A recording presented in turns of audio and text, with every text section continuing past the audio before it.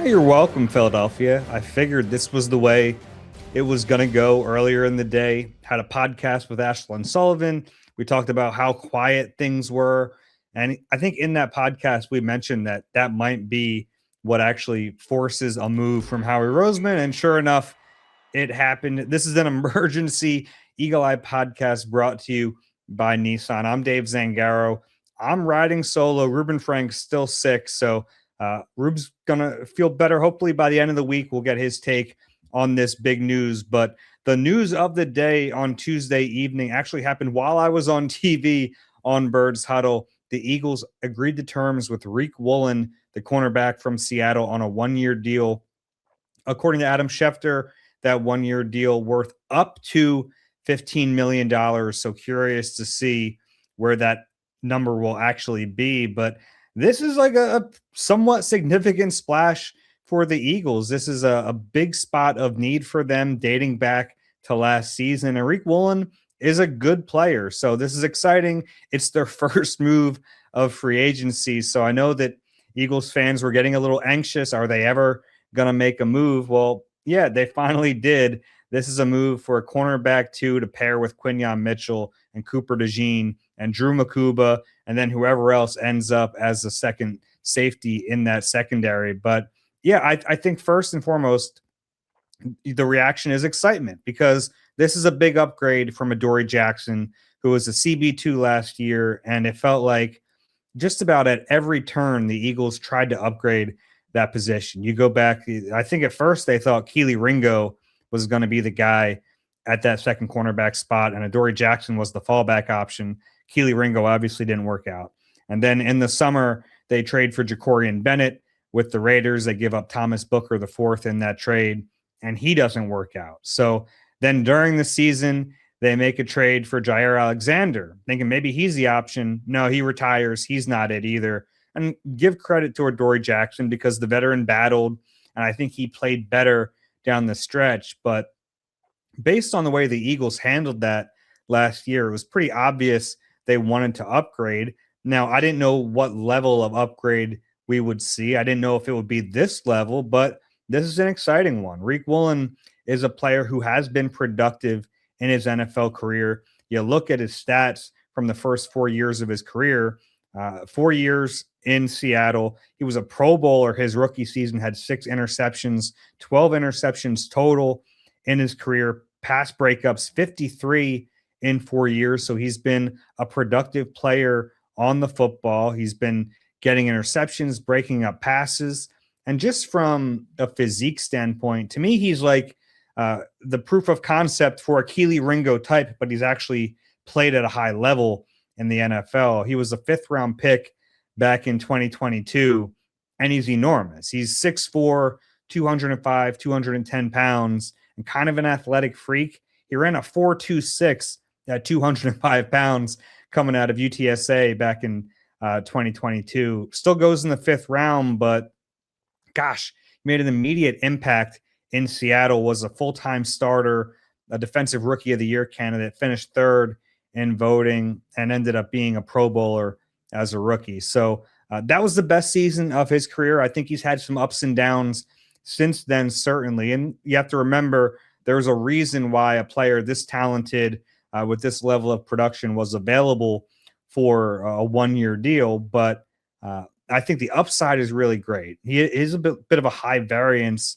type of player. I think he's the type of player where, you know, he's going to make some great plays, but he's also going to frustrate you at times. I think that was kind of the experience in Seattle. Even this past season, he played in 16 games, only started 7. He became a part of a rotation for the Super Bowl champions, but he did make some big plays. And then there were moments where I think he was very frustrating. If you remember back to that NFC Championship game, it was Riq Woolen who had that coverage in the second half on Puka Nacua. It was a 3rd and 12. He breaks up the pass, very nice play, and then he taunts a little bit with Puka Nacua, and then he taunts with one guy on the sideline and then another guy, and then he's running for 20, 25 yards up the sideline taunting before the ref finally threw a flag. That gave the Seahawks new life, and then on the very next play, Nacua beat him for a 34-yard touchdown. it was about as bad a 30, 45-second spurt as you'll ever see from a cornerback. So that's like the bad with him. And also the penalties. He's been a very frequently penalized player in his career since 2022 when he entered the league. He has 30 penalties against him. That's top among all defensive backs. That's according to The Athletic. So he does get penalized a lot. And maybe he can be a little bit of a knucklehead at times. But, man, there's no doubting that this guy is super, super talented just from a height, weight, speed perspective. Like I mentioned, he's kind of like if Keely Ringo worked out, right? He's kind of like if all those measurables that we saw in Keely Ringo actually translated onto the field. The upside's great. And he's going to come here to Philadelphia and not have to be the guy. You know, he's going to be opposite Quinyon Mitchell. They're going to have Cooper DeJean as the nickel cornerback still. And that's a big part of this. You know, if the Eagles were to go out and sign a nickel cornerback, could they play Cooper DeJean outside? Yeah, they could. I mean, I think Cooper DeJean was pretty good in the base package this year when they forced him to play outside cornerback. I think the Eagles were actually like pleasantly surprised at how well he played outside when the Eagles were in base. But ultimately, like, you want most of his snaps coming inside. That's where the action is. That's where I think you get the most out of his skill set. So this will allow him to stay at the nickel spot for most of his snaps. And you pair up Riq Woolen with Quinyon Mitchell, all of a sudden, like, this is a really pretty good secondary. Now, we'll see what happens at that other safety position because Reed Blankenship left on day one of free agency. But this is what it's looking like in the secondary so far. So you have Quinyon Mitchell as your CB1. You have Riq Woolen as your CB2. You have Cooper DeJean as your nickel cornerback. You have Drew Makuba, the second-year starter out of Texas, as one of your safeties. They have to figure out that last safety spot. And I don't think it's anyone on the roster. I know the Eagles brought back Michael Carter, and he has some safety versatility. I think Carter's probably here to be a backup at multiple spots. Maybe he could compete if you bring in some lower-level safety. And I don't expect the Eagles to spend big on that other safety position now that they've signed Riq Woolen. But, yeah, they just have to find someone who can steady the ship back there at safety. And all of a sudden, like, this secondary is really, really good because as impressed as I was that Adoree Jackson got better as last season went on, I think he was still clearly the weakness of that secondary. The Eagles helped him out a little bit by playing him to the field side, basically meaning the throws were longer, and then Quinyon Mitchell was on the other side where the ball comes out a little faster. But I think, like, just on paper, massive upgrade. And, the contract is 1 year up to $15 million. I think that up to might be doing some heavy lifting there. I don't know yet. We'll have to see the real numbers when they come out. But the way the Eagles structure contracts, even 1-year deals in recent seasons, is they pretty much tack on these void years. So they'll pay out a lot of this as a signing bonus. It'll limit the cap hit this season. And then, yeah, they're happy with dead money in the next season. But this is a chance for Riq Woolen to come here. If he plays well, maybe the Eagles get a comp pick on the way out. I think that's possible, kind of like what we saw with Jalen Phillips leaving in free agency. This is a chance for Riq Woolen to come here, play really well, and then get that multi-year deal in free agency at some point next offseason. An interesting note from Jordan Schultz about this, if I can find it here. He says the Eagles were initially heavy on Alontae Taylor, who signed with the Titans. So the Eagles were going big at CB2. A little bit of a surprise to me, if I'm honest. I thought they would try to upgrade, but I thought if they were going to spend any kind of significant money on a position, it would be at the edge rusher position. Oh gosh, more news as I record this podcast. You're not getting me again, Howie. No way. This one from Mike Garafolo. The Eagles have agreed with tight end Johnny Munt on a 1-year deal, proven blocker released by the Jaguars. So maybe not the high-end tight end signing you'd like to see, but that room really barren. So the Eagles get a tight end in there. A lot of news. Man, I should have known Howie was going to just be waiting for me to start this podcast. He might have cameras set up in my home, which is actually pretty terrifying. But that was a room where the Eagles needed to add more.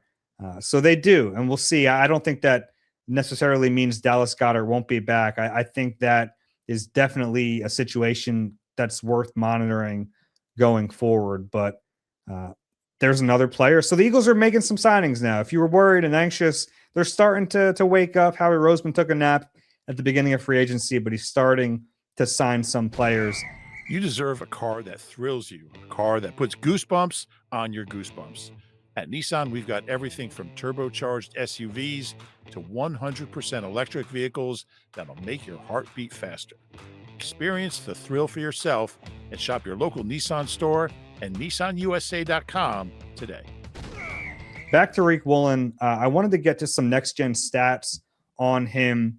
He's been excellent in man coverage, and I know the Eagles do kind of live in zone defense, but they play a lot of man too. They played a lot of man in 2025, and he's been excellent in man coverage. This is from next-gen stats. He allowed just 0.5 yards per coverage snap in man coverage last season, the fewest among outside cornerbacks, and he also forced 31.3% completion rate playing in man. That was the lowest at his position. So when they're in man coverage, he can really do a lot of damage. And that's the nice thing. If you have a player like that, maybe it prevents you from feeling the need to slide Quinyon Mitchell back and forth and travel with other good receivers if you don't have to.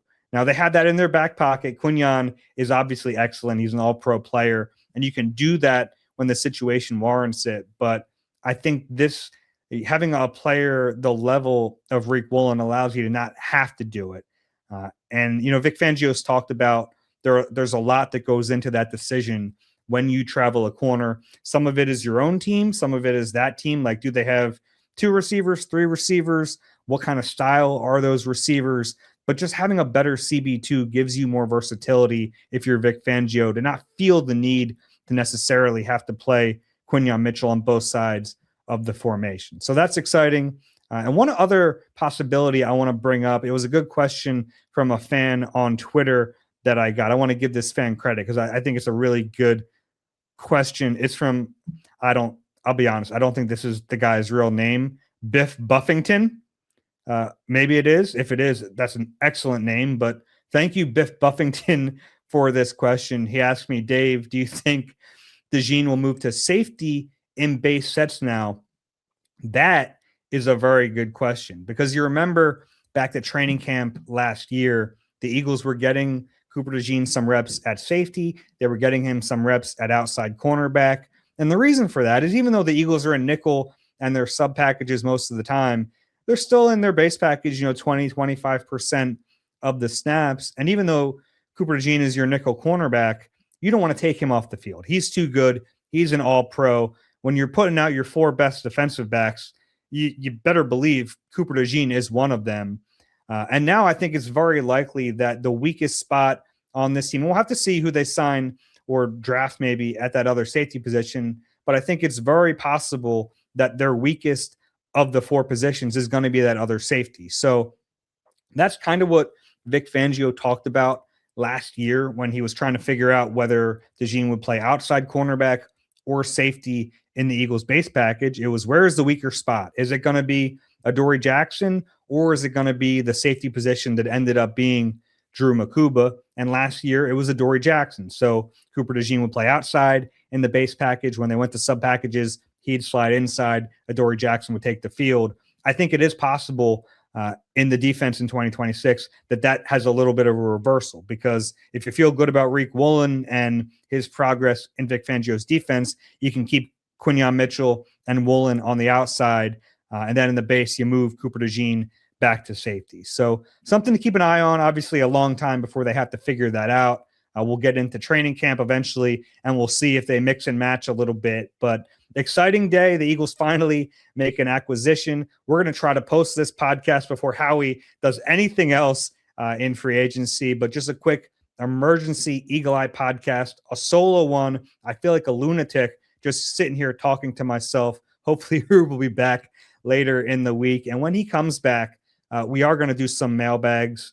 A lot of questions piling up about free agency, what might happen, what has happened. So send those questions, eagleeye@nbcuni.com, QR code on the screen. And if you enjoy the Eagle Eye podcast, please do us a favor, rate and subscribe wherever you get your pods. If you're watching on YouTube, please click the like button, subscribe there as well. For no one else but myself, I'm Dave Zangaro. This has been Eagle Eye, presented by Nissan. We'll talk to you soon.